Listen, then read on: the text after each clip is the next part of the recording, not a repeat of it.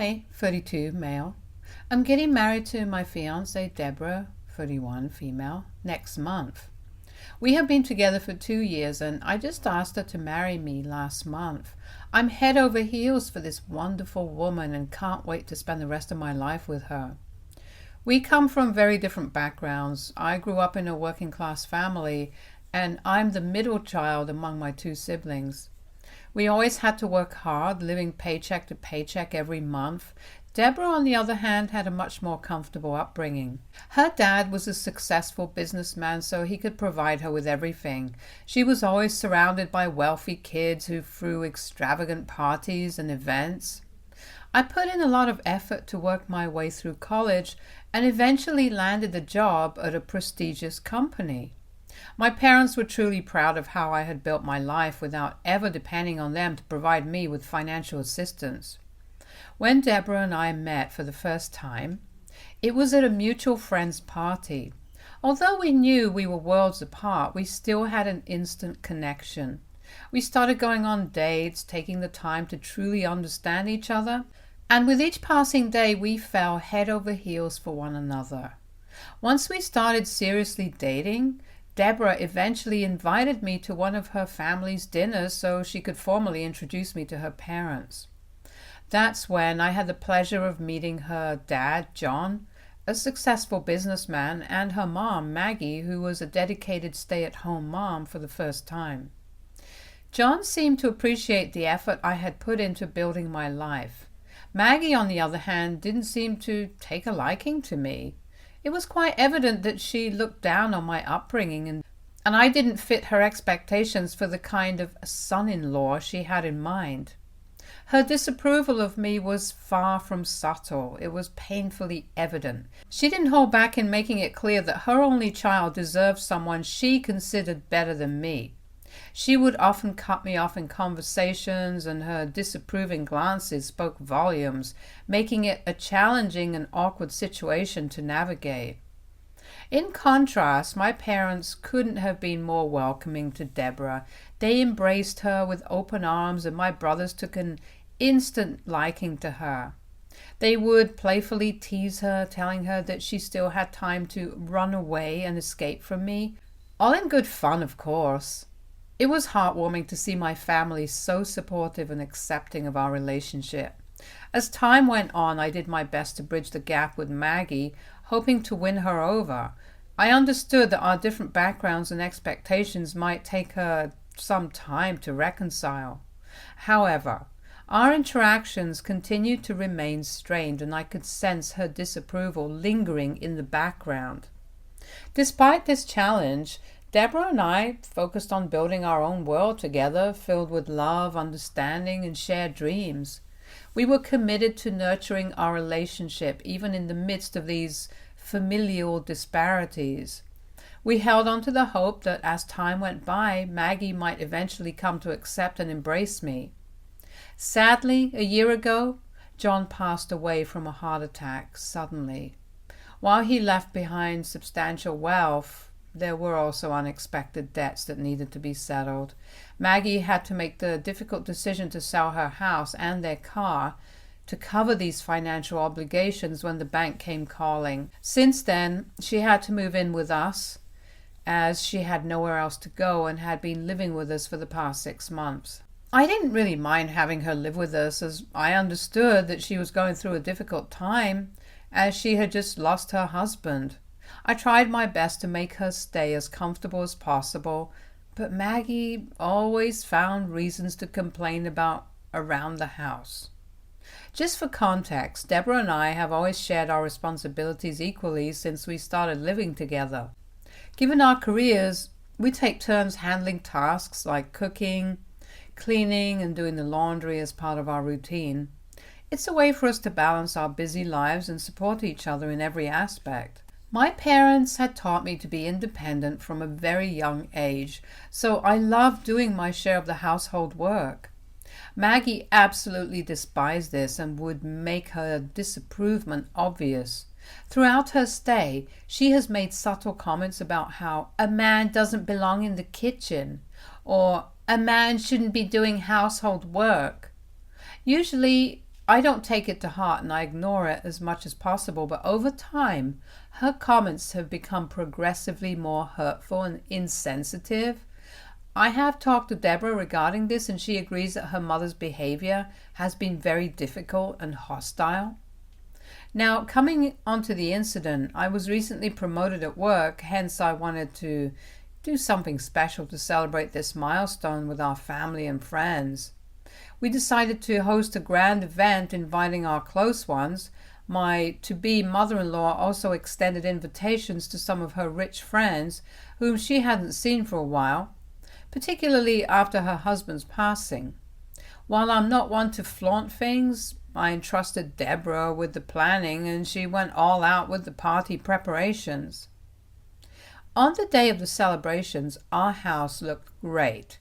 As the guests started arriving, Maggie seemed to be having a good time reconnecting with her old friends. My fiancé and I were busy hosting our own friends and relatives.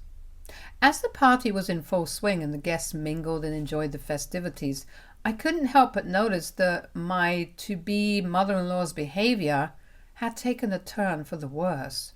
She had a few too many drinks and her comments started to get more and more inappropriate.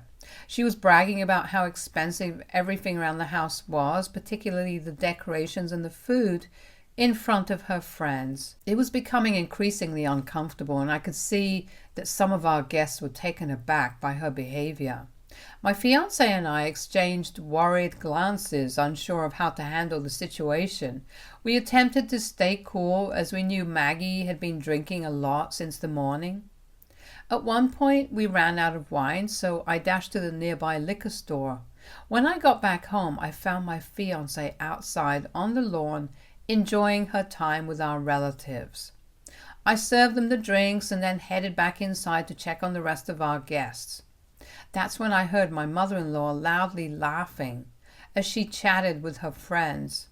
I was about to enter the room when I overheard Maggie mention my recent job promotion to her friends and went on to describe how she had been living at our place for several months rent-free, all because I was a naive person. She laughed as she continued to say that she had finally landed a Simpson-in-law, and pointed out that I had been covering her expenses throughout this time while she lived rent-free in my house. Her words stung, and I was taken aback by what she was saying. Her friends were all laughing loudly at my expense.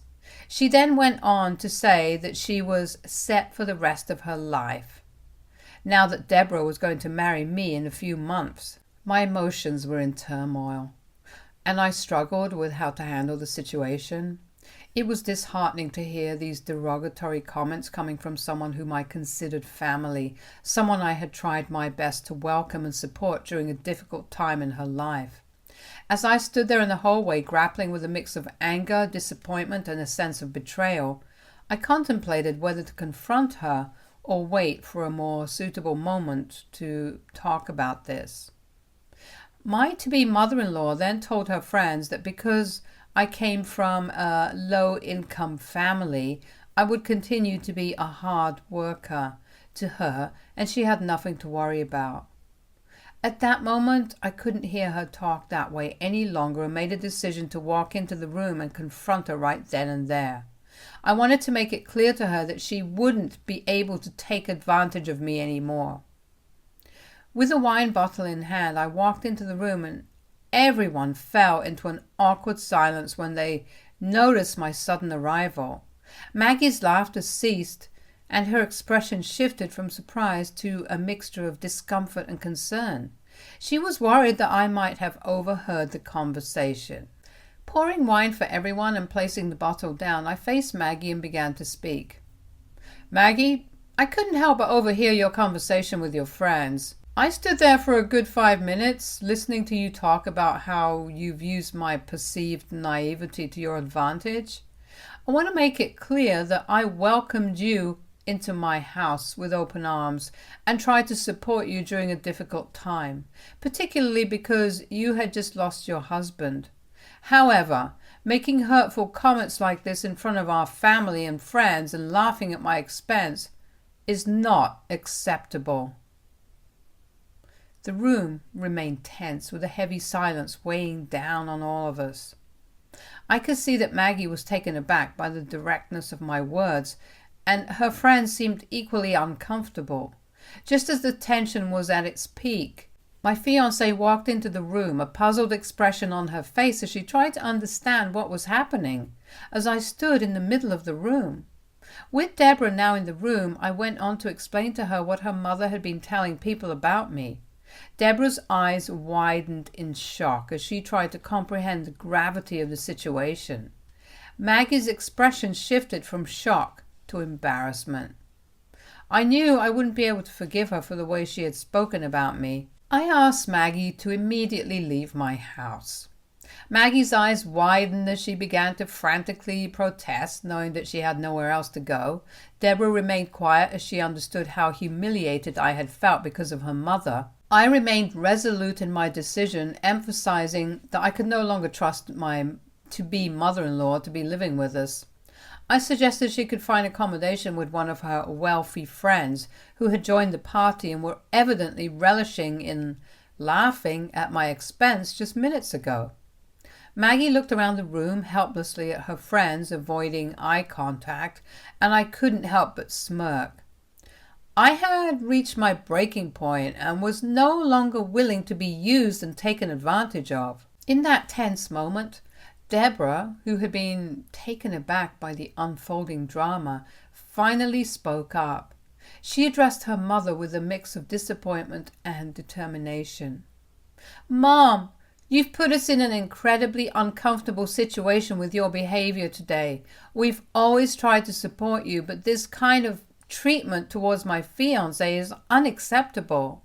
Maggie, now caught between her daughter's disapproval and her own embarrassing behavior, began to realize the gravity of the situation. She had no easy way out and attempted to apologize, but I wasn't willing to be manipulated any longer. Still seething in anger and disappointment, I walked out of the room. The party soon ended and my to-be mother-in-law apparently left to stay at one of her relatives' places. Since the incident, I have been receiving messages from people with a variety of reactions. Most of the guests seem to support my decision to stand up for myself, but there are some family members from my fiancé's side who are telling Deborah that what I did was wrong and that I should not have humiliated her mother like that. Her parents, who were present at the party, supported me 100% and had my back. The situation has caused a divide between our families, and the mixed opinions are adding to the tension. So I wanted to post here so I could get an unbiased opinion. Am I the a-hole for confronting my soon-to-be mother-in-law in front of everyone after I caught her making fun of me and letting her know that she won't be able to leech off me? Update 1. Thanks to everyone for your feedback on my last post. Many folks have suggested that this incident should serve as an eye-opener to the kind of family I would be marrying into. I have received suggestions that I should get a prenup with my fiancé before we get married, which I honestly never really thought about before. But after the recent incident, I'm seriously considering it. That day, after the party ended, my wife and I had a lengthy conversation to discuss everything. While my wife is completely on my side, it's hard to deny that my trust has been shaken. It's not her fault, but I'm worried about her family and how easily they can manipulate me in the future. Many comments have pointed out that my mother-in-law's subtle mean comments for all these months were a form of emotional abuse, and I'm starting to see it that way too. I do not wish to have her in my life anymore. 2 days after Maggie left, she called my wife, who chose not to answer. So she sent me an angry text that read, "Adam, are you happy now that you've separated me from my daughter? I've already lost my husband and now I'm losing my daughter because of you. Yes, I used you, but isn't that what a son-in-law should do? Pay for his to-be mother-in-law's expenses?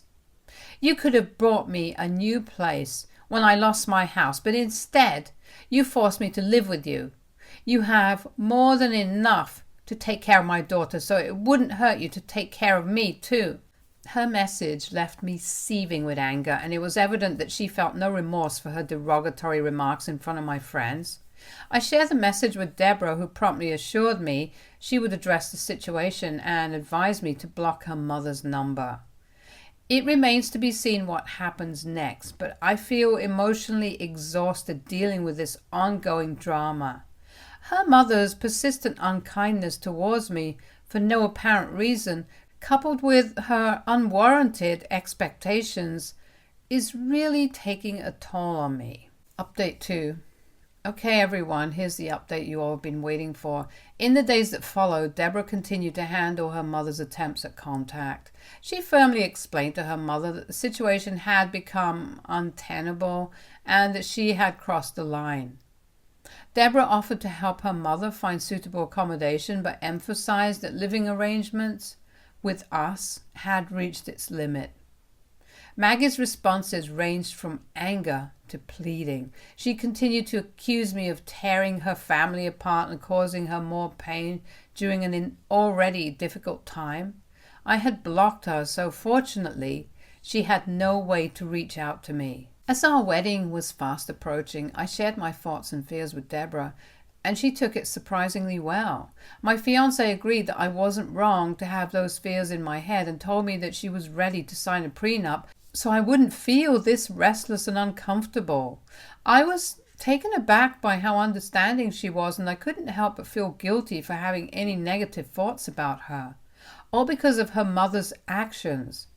After that conversation, I felt much better about our relationship.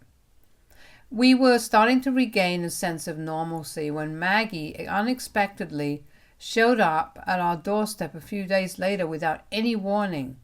I was alone at home when I heard the doorbell ring. She had come to confront me, and her accusations and anger poured out when I welcomed her inside to sit. Maggie claimed that I had ruined her relationship with her daughter forever, laying the blame squarely on my shoulders. Her words were filled with frustration and resentment. "You think you can just control everything, don't you?" she exclaimed. "You've taken my daughter away from me, and now you're trying to push me out of her life. This is my family too, and you can't just dictate what happens here." As the argument escalated, her accusations became more personal and cutting. She accused me of isolating her from Deborah and said that she deserved to be living with her daughter. I took a deep breath, trying to regain composure in the face of her accusations, and responded, "Maggie, this isn't about pushing you away. It's about preserving peace and the well-being of our family. Your actions and words have made it challenging to maintain a healthy environment here. I'm not trying to isolate you. I'm trying to set boundaries." I continued, "Deborah, I deserve to have a loving, supportive, and peaceful home. It's not about control. It's about ensuring that our relationship is respected and protected." At that point, thankfully, my wife returned from the grocery store, and I breathed a sigh of relief knowing that she could handle her mother better. She was visibly shocked to find her mother standing inside our house. Hurrying to my side, she asked if I was okay, concern evident in her eyes. I nodded morbidly, relieved to have her presence beside me. Maggie, now directing her attention towards her daughter, accused me of trying to be controlling of her life. She said that she won't let me kick her out of the house and planned to live here if my daughter was going to be here. She accused me of trying to divide the family apart since her husband had passed away. Deborah seemed pissed as she explained to her mother that after what she had spoken about me, she couldn't just expect me to forget about it. She reminded Maggie that she never even apologized to me for the harsh words she had spoken in front of the guests at a party that I had thrown in my house. Deborah reiterated to her mother that she was not entitled to live in my house just because Deborah was going to marry me. Maggie was displeased seeing her daughter support me, and it only seemed to escalate her anger. The room was charged with emotions, and I didn't want this to escalate further, so I asked Maggie to leave immediately, otherwise I would call the police. Maggie's expression displayed a mixture of frustration and resignation, as she clearly wanted to argue about this further, but thankfully she decided to leave. After this incident, I am planning to take some space from Deborah and her family. I love her a lot, but I don't want to be stuck in a toxic environment like this forever. I guess I need to take some time to rethink our future. Update 3. It's been 4 months since my last update, and I know it's been a long time, but here I am. I'm thrilled to share that Deborah and I are now happily married. Our wedding day went off without a hitch, and it was a beautiful celebration of our love and commitment to each other. We were surrounded by our closest family and friends, and the day was filled with joy, cherished memories. I know I had mentioned last time that I was a bit unsure about marrying her, but after some time off alone, I realized that she was nothing like her mother. As we had discussed before our marriage, Deborah did sign a prenuptial agreement, which gave us both peace of mind. It was a decision that helped ensure that our relationship was built on trust, respect, and a mutual understanding of our responsibilities. One notable absence on our special day was Maggie, our mother-in-law. We did invite her, as I didn't want my wife to not invite her only living parent to witness our wedding, but Maggie chose not to attend the wedding. Her anger and resentment towards me from the earlier conflicts, which led to her leaving our home permanently, still lingered. I couldn't help but feel sad for Deborah, who had to navigate the difficult decision of having her mother absent on such an important occasion. Nonetheless, our wedding was a day filled with love and happiness. We were grateful for the support of our loved ones who celebrated the beginning of our journey as a married couple. In the days following our wedding, Deborah and I have settled into our married life, cherishing the moments we share together and planning for our future. We are excited about the possibilities that lay ahead, and we know that our love will guide us through any challenges we might face. Update 4.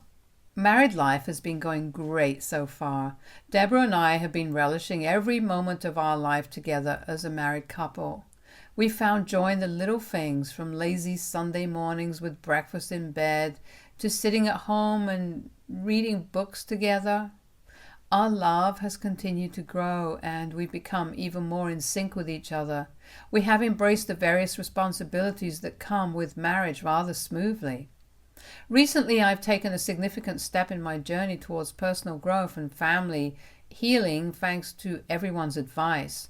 I decided to start therapy, and it has been a transformative experience ever since. Therapy has provided me with the tools to better understand and express myself and the dynamics within our family. It has allowed me to address the emotional wounds and challenges that I have faced, especially my relationship with my mother-in-law. With the guidance of my therapist, I have been able to communicate more effectively with my wife and work on building a stronger and more communicative relationship. Once I felt I was ready, we tried to reach out to Maggie, hoping to mend the rift that had developed between us. While it wasn't easy for me to reach out, I knew how much Deborah loved her mother, and I didn't want her to live her life without being in contact with her only remaining parent. We decided to invite Maggie to our home for dinner so we could all talk properly. Maggie had been staying at various relatives' places since the incident, and when Deborah first reached out with a dinner invitation, it took her by surprise. She seemed hesitant but also intrigued by the opportunity to reconnect with her daughter. She arrived at our home, and we cautiously began with small talk to catch up on each other's lives. Deborah was the first to break the ice, expressing her desire to see a healthier relationship between me and Maggie. She shared how much she loved both of us and wanted to see us get along. Hearing this, Maggie slowly admitted that her actions had been fueled by a sense of loss and uncertainty after her husband's passing, and that she had let those emotions cloud her judgment. She apologized to me for the way that she behaved and expressed that she didn't understand at first how much she had hurt me. I could see that she seemed genuinely sorry about the incident. The conversation continued, delving into the hurt feelings on both sides, the misunderstandings that had occurred, and the steps that could be taken to mend the rift. It was an emotional and honest discussion. marked by tears and heartfelt apologies. Deborah played a crucial role in facilitating the conversation, acting as a bridge between me and her mother. By the end of the evening, amidst a wonderful dinner, there was a sense of relief and optimism in the room.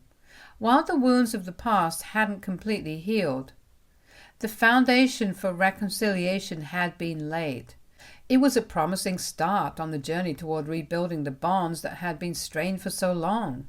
Since the evening, we have continued to meet Maggie during other family events, and there is no longer any awkwardness. Our relationship has gradually improved. Although I would never feel comfortable enough for her to live with us again, I remain patient and understanding, knowing that healing will take time. Stay tuned for more stories from our girl relationships.